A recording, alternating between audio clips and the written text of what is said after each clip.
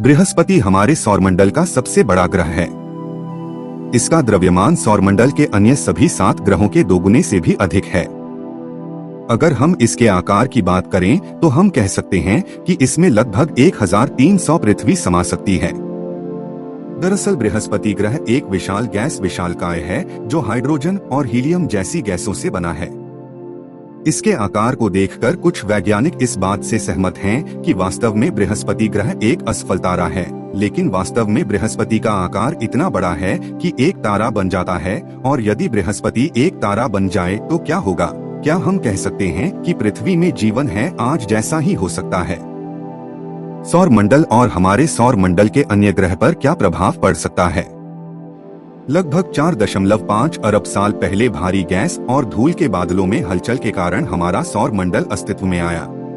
जब सौरमंडल और उसके अन्य भागों का निर्माण शुरू हुआ, तब हमारे सूर्य के बनने के बाद पदार्थ का शेष भाग एक स्थान पर एकत्रित होने लगा। इस तरह से बृहस्पति का निर्माण शुरू हुआ।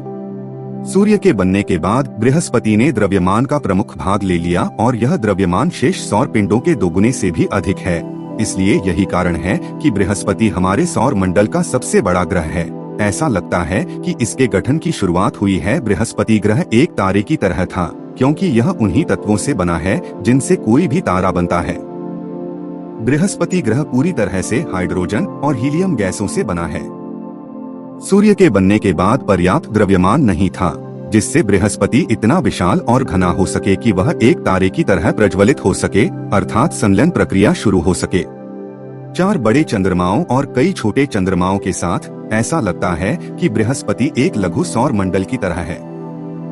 बृहस्पति की कक्षा में 53 पुष्ट और 26 अनंतिम चंद्रमा हैं, जो बहुत ही महत्वपूर्ण और रोमांचक है। अनंतिम चंद्रमाओं का अर्थ उन चंद्रमाओं से है जो पुष्ट चंद्रमाओं की सूची में शामिल नहीं हैं। बृहस्पति के 4 बड़े चंद्रमा हैं, जिनके नाम आयो, यूरोपा, गैनीमेड और कैलिस्टो हैं। उन चंद्रमाओं को पहली बार खगोल शास्त्री गैलीलियो गैलीली ने 1610 में अपनी दूरबीन से देखा था। इसलिए गैलीलियो गैलीली के सम्मान में उन 4 चंद्रमाओं को गैलीलियन चंद्रमा कहा जाता है। बृहस्पति को असफल तारे के रूप में भी जाना जाता है, क्योंकि यह सूर्य जैसे हाइड्रोजन और हीलियम जैसे तत्वों से बना है, लेकिन किसी भी तारे में प्रज्वलित होने के लिए संलयन प्रक्रिया का होना बहुत जरूरी है। बृहस्पति ग्रह के रूप में बहुत बड़ा है, लेकिन एक तारे की तुलना में यह बहुत छोटा है और इसकी छोटी सतह और द्रव्यमान के कारण यह हाइड्रोजन और हीलियम में संलयन प्रक्रिया शुरू करने के लिए पर्याप्त दबाव नहीं पैदा कर सकता है। यही कारण है कि बृहस्पति को विफल सितारा के रूप में जाना जाता है, क्योंकि इसमें एक तारे जैसे तत्व हैं, लेकिन यह करने में सक्षम नहीं है। इसमें संलयन प्रक्रिया।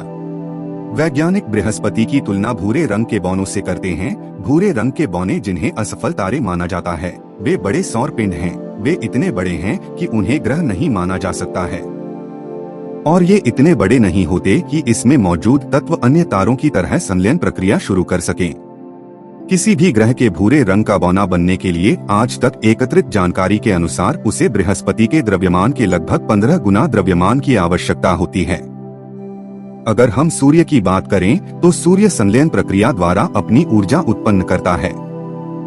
भारी और भारी गुरुत्वाकर्षण बल हाइड्रोजन को इस बिंदु तक संकुचित करता है कि उच्च दबाव और उच्च तापमान के कारण हाइड्रोजन हीलियम में फ्यूज हो जाता है, और इस संलयन प्रक्रिया में उत्पन्न ऊर्जा सूर्य को प्रज्वलित करती है। इस विशाल प्रक्रिया को निष्पादित करने के लिए बहुत अधिक दबाव और गुरुत्वाकर्षण बल की आवश्यकता होती है, लेकिन बृहस्पति का आकार सूर्य की तुलना में बहुत छोटा है और बृहस्पति का द्रव्यमान सितारों के द्रव्यमान से 1000 गुना कम है। यह अनिवार्य नहीं है कि कोई भी तारा हमारे सूर्य के समान बड़ा और घना हो। ब्रह्मांड में ऐसे कई तारे हैं जो सूर्य से बहुत छोटे और कम प्रज्वलित होते हैं। उन्हें लाल बौने तारे के रूप में जाना जाता है। अब तक ब्रह्मांड का सबसे छोटा और सबसे हल्का लाल बौना तारा ईबीएलएम J055557 अब है, जो हमारे सौर मंडल से लगभग 600 प्रकाश वर्ष की दूरी पर है। यह लाल बौना तारा शनि से थोड़ा बड़ा है, लेकिन इसका द्रव्यमान बृहस्पति के द्रव्यमान का लगभग 80 गुना है। अगर हम बृहस्पति जैसे 79 अन्य ग्रहों को बृहस्पति के साथ मिला दें तो हमें अपने सौर मंडल में एक और तारा मिल सकता है। लेकिन बृहस्पति के आकार का यह 80 नया तारा सूर्य की तरह चमकीला नहीं होगा। हालांकि इस तारे का द्रव्यमान बृहस्पति के 80 ग्रहों के द्रव्यमान के बराबर होगा, लेकिन इसका व्यास बृहस्पति के आकार से सिर्फ 20% अधिक होगा, क्योंकि इसका अतिरिक्त द्रव्यमान संलयन प्रक्रिया शुरू करने के लिए आवश्यक दबाव और गुरुत्वाकर्षण बल उत्पन्न करने के लिए इसे और अधिक घना बना देगा। बृहस्पति यदि तारा बन जाता है तो वह लाल बौने तारे की श्रेणी में होगा।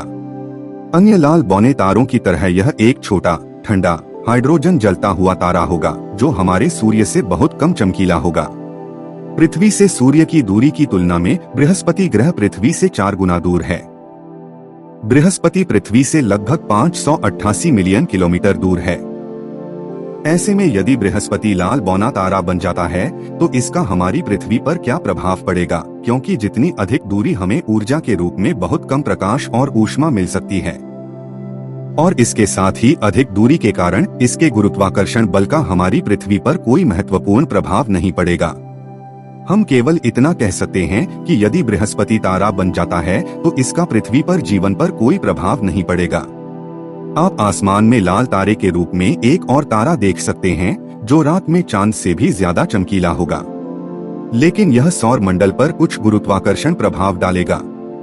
यह तारा हमारे सौर मंडल के कुछ ग्रहों की कक्षा बदल सकता है, लेकिन यह इतना प्रभावी नहीं होगा कि हमारे सौर मंडल के ग्रह आपस में टकराएंगे या हमारे सौर मंडल से दूर चले जाएंगे। लेकिन तारे का सबसे खतरनाक प्रभाव तब होगा जब यह क्षुद्र ग्रहों और क्षुद्र ग्रहों के अन्य सौर पिंडों को आंतरिक सौर मंडल यानी हमारी पृथ्वी की ओर निर्देशित करेगा। इस मामले में हमें अंतरिक्ष में उन क्षुद्र ग्रहों का पता लगाना होगा और हमारी पृथ्वी की बाहरी परत से टकराने से पहले उन्हें नष्ट करना होगा। पृथ्वी ब्रह्मांड में एकमात्र ज्ञात ग्रह है जिसमें जीवन है। हमारी पृथ्वी बहुत ही सुंदर है और हमारा सौरमंडल एक अनूठा तंत्र है। इसलिए हम आशा करते हैं कि आने वाले वर्षों में ऐसा नहीं होना चाहिए, लेकिन अगर ऐसा होता है तो लाखों साल लग जाएंगे, तब तक हम आराम कर सकते हैं। विज्ञान और प्रौद्योगिकी में रुचि लेने वालों के लिए यह वृत्तचित्र बहुत खास है। इसे देखने के लिए बहुत बहुत धन्यवाद। अमेजिंग डॉक्यूमेंट्री टीम के संबंध में